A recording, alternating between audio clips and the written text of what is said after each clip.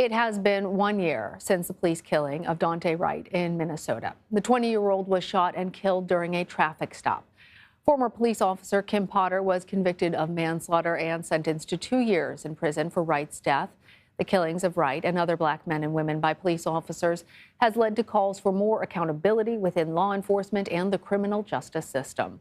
For more now, I want to bring in Kirk Burkhalter. He is a professor at New York Law School, as well as a retired officer of the NYPD. Welcome, Professor Burkhalter.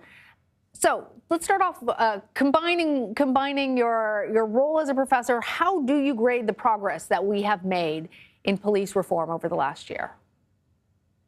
Well, the progress is somewhere around a B, but that's not a bad thing. That's don't think, but I wouldn't give it an A necessarily. The reason why I give it a B is that we have certainly seen a change in the reaction to these incidents.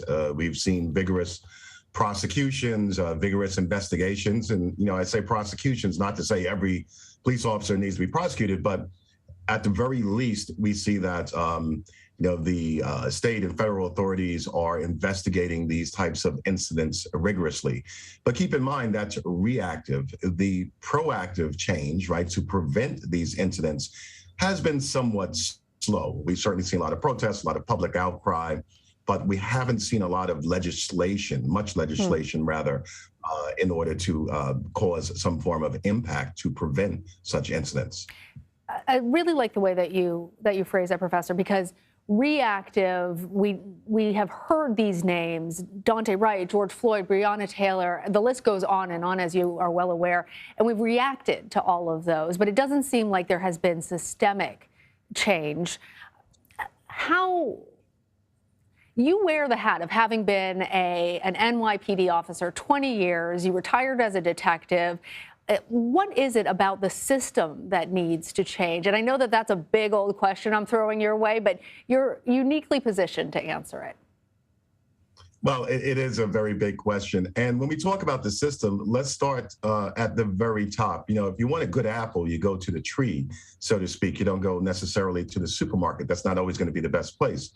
And, what ails policing, law enforcement, and so forth, it's the same thing that ails society. So our police officers are our brothers, sisters, parents, aunts, uncles, and so forth. So we have to start with our attitudes towards each other, as Americans, as humans.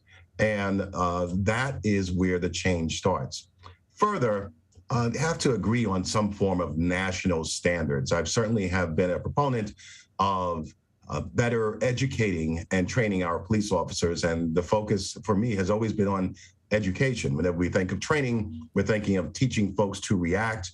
And policing is a profession. These are professionals, and we should train them as professionals and extend training beyond the normal 5 to 6 months. It takes a lot to police, a lot of knowledge, a lot of understanding, a lot of thoughtfulness, a lot of analysis in order to police civilian populace in this day and age in this country.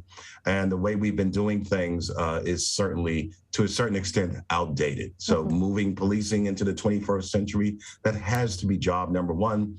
And it's going to require some form of legislation on the federal level. I'm thinking about what you said about going to the tree, going to that origin source.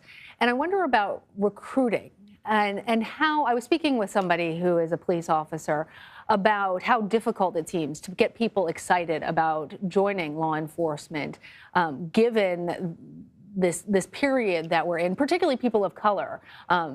What are you seeing, and what would you say in terms of how we better recruit law enforcement officers? Well, this is it's kind of a catch-22, right? Policing has a PR problem right now. And I say that with sadness in my heart. I spent 20 years in the police department. My father spent 25 years in the police department. My brother spent 20 years in the police department. I would not proudly tell you I'm a former police officer if I did not have faith in policing.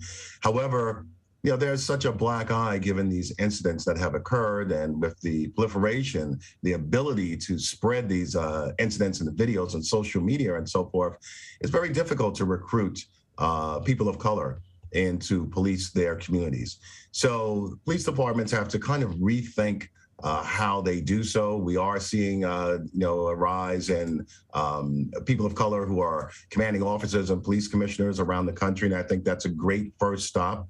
But going into communities, and I don't mean just organizing the basketball game or the softball game, but really being part of communities and thinking of the police not just as law enforcement, but as they used to be at one time. They were considered folks who were there to help. The police officer on the corner was the person you would go to for any type of assistance, not just if a crime occurred. So it takes a culture shift for the public, and it takes a culture shift. It will take a culture shift, rather, for police departments. It's not something that can't be done, just requires a high level of thoughtfulness. I appreciate your thoughtfulness and your optimism. Professor Kirk Burkhalter, thank you.